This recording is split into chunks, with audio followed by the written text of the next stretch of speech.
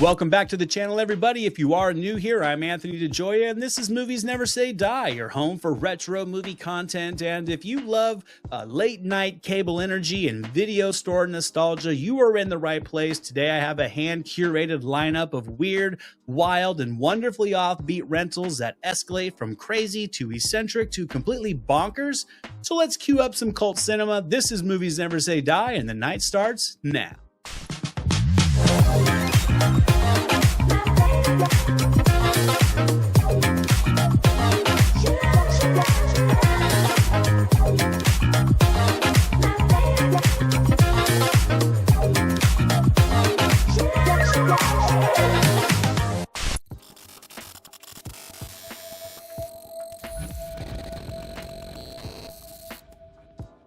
In Big Trouble in Little China, Kurt Russell's swagger walks into San Francisco's Chinatown as trucker Jack Burton, and one wrong turn drops him into a neon myth brawl with ancient sorcerer Lo Pan in a kung fu fantasy that somehow seems to play better with rental static lines.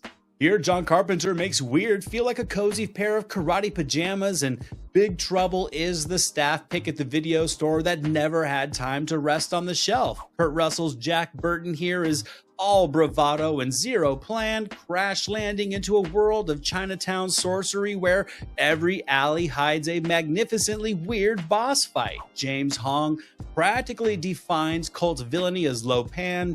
Dennis Dunn's Wang is the not-so-undercover hero of this adventure, and Kim Cattrall blends seamlessly as well to assist in keeping the screwball banter humming. This is gonna take Cracker Jack timing, Wang. 1, 2, 3. We may be trapped. So really the joy here is in the outlandish tone. Action that refuses to be macho, fantasy that refuses to be self-serious, and comedy that never tries overly hard. My rental era memory of this is just of the lighthearted box art that promised a movie that my grandma wouldn't understand. I mean, even if she knew she didn't want me to watch it, she couldn't credibly explain why. Now, box office returns were soft for Big Trouble in Little China, fresh from the pool limp actually, but it did receive some modest reviews. Walter Goodman with the Times said that he was lost with the plot, yet he really enjoyed the three fellas and what seemed to be outsized lampshades. So clearly Walter got the assignment. Somebody, I don't care who, tell me what is going on. It would be cable and VHS where Big Trouble would build its congregation of those quoting Jack Burton's CB radio philosophy, tucking their jeans into their boots and remembering that it was all in the reflexes. It's pure after-hours energy, smoke and steam machines working overtime, neon alleyway lighting running on the highest settings, and monsters that look a little bit better on your second round of snacks. Carpenter keeps the pace brisk. These set pieces really are practical effects playgrounds. The mythology is delivered with a don't overthink it shrug that really somehow only makes it all feel bigger and better, and Kurt Russell is perfect as the bumbling anti-hero. You don't watch movies like Big Trouble in Little China to analyze them. You watch them to hang out. There are movies like this that really just invite you in, like a diner breakfast at 2 a.m. or the coffee's burnt, the seats are cracked, and the griddle is only clean-ish, yet you leave completely satisfied and content. Now, don't touch that clicker because we're jumping from alleyway sorcery to glowing car trunk conspiracies for this next movie.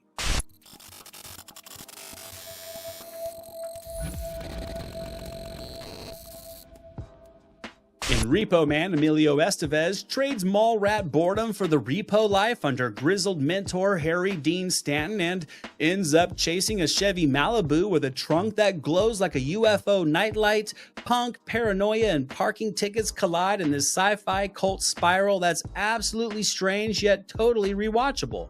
Repo Man is like a punk-fueled periodical of sci-fi, just stapled together with attitude, inspired by improvisation, and somehow immortal. Emilio Estevez's Otto falls into the repo life under Harry Dean Stanton's beautifully burnt-out guru, and suddenly Los Angeles becomes a scavenger hunt for cosmic junk, government vans, televangelists, and that glowing trunk MacGuffin. I think the jokes here land brilliantly deadpanned, and the soundtrack, it's fantastic. You get Black Flag, Suicidal Tendencies, Circle Jerks, The Plugs, and more.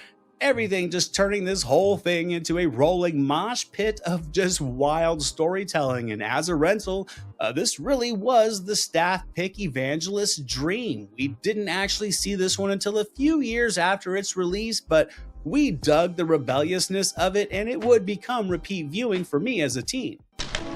It's all part of a cosmic unconsciousness. You eat a lot of acid, Miller?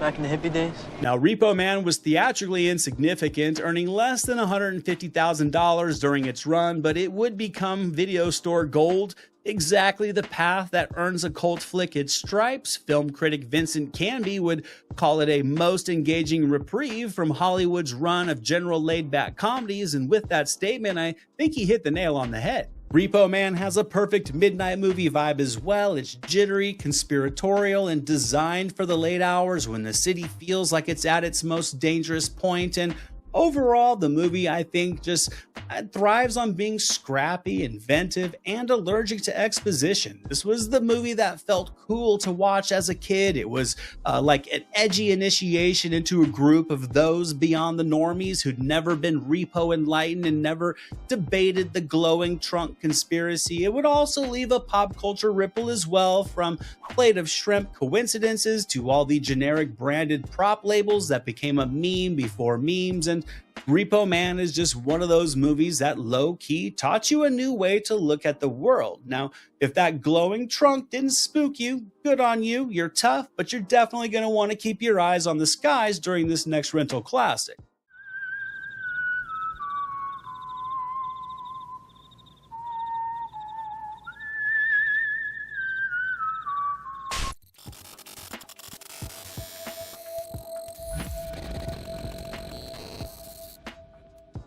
In Night of the Comet, a sky show turns Los Angeles into a dust and zombie playground, and sisters Catherine Mary Stewart and Kelly Maroney will go from arcade aces to apocalypse queens, shopping sprees, Uzis and all. It's Valley Girl vibes meets Saturday morning sci-fi where the mall is always open. Now, if you could bottle up pure Saturday matinee joy and spike it with mall culture, you'd be chugging on some Night of the Comet. Catherine Mary Stewart and Kelly Maroney are sisters who wake up post-cosmic light show to find Los Angeles emptied, dusted, and stalked by half zombies. So naturally, it's time for shopping spree montages, arcade nostalgia, and Uzi lessons. The tone here is bright without being goofy, it's apocalyptic without being grim, and it's genuinely affectionate towards its teen heroines. Now, this movie actually did fantastic in theaters, pulling in over $14 million on just a $700,000 budget, and it was well received for the most part overall as well, with critics praising the tongue-in-cheek flair, the performances, and the good-natured humor. So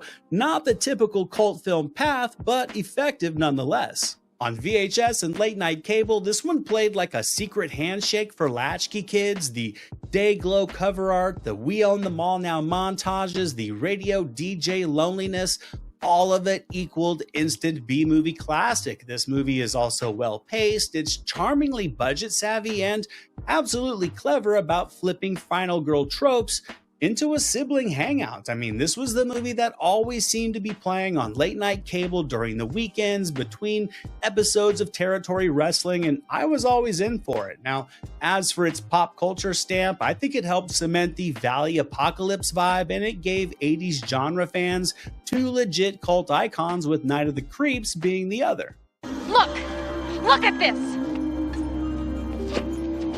Here's Doris! This is all that's left of her, this is dust! So the midnight movie credentials here are strong. Night of the Comet is just easily consumable, it's breezy, it's synth-kissed, and really best enjoyed when the world outside your window is a little bit more empty too. And as for its video store imprint, let's just say it was easily a fixture on many staff recommended walls across the country. It's a comfort movie about the end of the world, which is actually the most Gen X sentence imaginable. Now, for this next one, the vibes are going to get a lot darker, and we're going to trade the shopping mall for the stinky sewers. Yeah, somebody has to go down there. Somebody's got to go down there.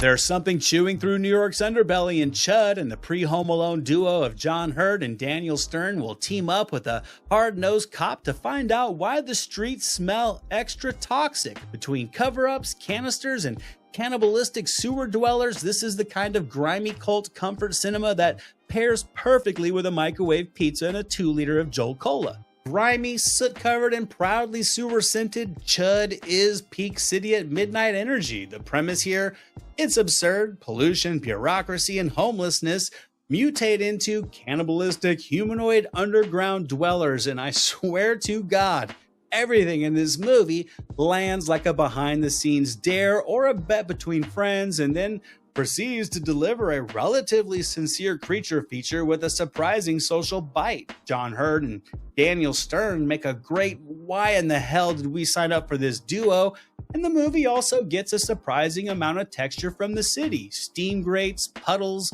fluorescent lit diners at 3 a.m., and the dull roar of activity. It's peak street level New York. Now, with a limited release, C.H.U.D's theatrical imprint was naturally minimal, yet it was generally well received from critics, with Lawrence Van Gelder from The Times praising the conviction of the lead performances and claimed for its niche of horror that it was a praiseworthy effort. As a rental, it was unavoidable. The manhole cover poster lived rent-free on many video store walls, and kids would recite the acronym out loud in their most imposing voice when they would walk by and see it. My friends and I, we watched it a ton. It's certainly more atmosphere than it is anatomy lesson, better at dread than it is at clean plotting, but the payoff shots, those glow-in-the-dark eyes, and the atmosphere of this movie is what made it a great rental. Its pop culture impact is legit. C.H.U.D became shorthand for any subterranean menace, and it's been referenced everywhere from sitcoms to late-night podcasts. Its midnight cinema fit is obvious. This is a turn the big light off movie where the shadows are all part of the experience, and it absolutely earned itself a stamp in video rental history with its near instant cult status. This wasn't really the tape you bragged about, but it was the reliable horror flick that you would pick up when all the new releases were gone. It's pure comfort-filled horror, and yes, that is a compliment. Now, let's come up for the sewers for some fresh air. Let's add some fluorescent lighting to this next rental era classic because we're clocking in for the graveyard shift. I'll blow this whole place up! Go ahead. I don't shot her.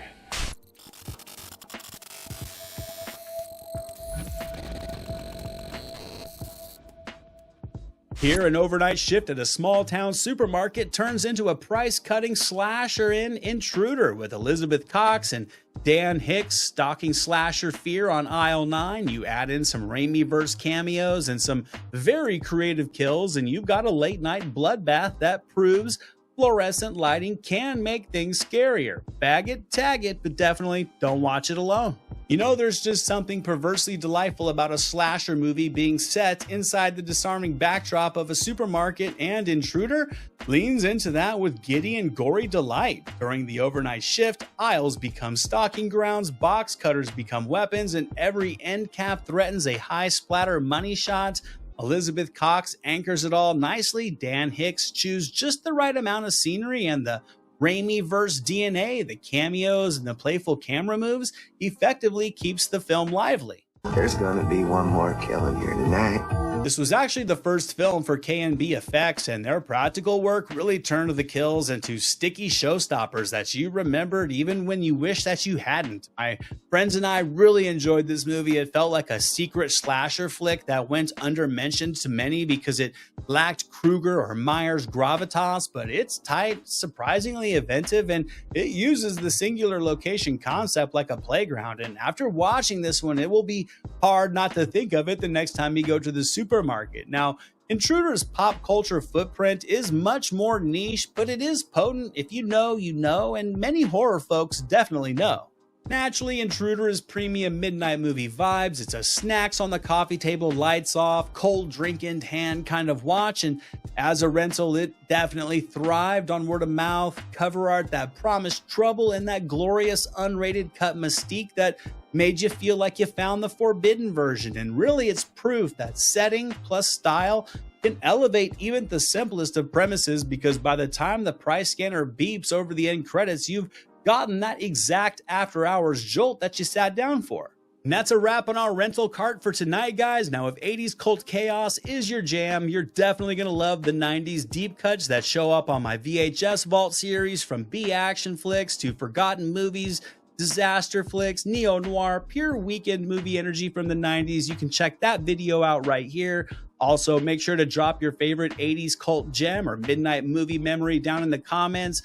What did you rent? What did you tape off cable? Which VHS cover dared you to take it home? I'd love to hear your guys' memories. Thank you as always so much for watching this video, guys. If you dug the vibes, hit like, subscribe, maybe ring that notification bell so you don't miss the next late night lineup. I'm making sure to keep the staff pick shelf warm with more VHS era oddities, more neon noir, more daydreams, and more cult cinema treasures. So until the next time, let's keep the video store memories alive. Let's keep the stories rolling. And remember, movies never say die. This is Jack Burton in the Pork Chop Express, and I'm talking to whoever's listening out there. Survive a war, you gotta become war. I suppose we have to register you as a lethal weapon.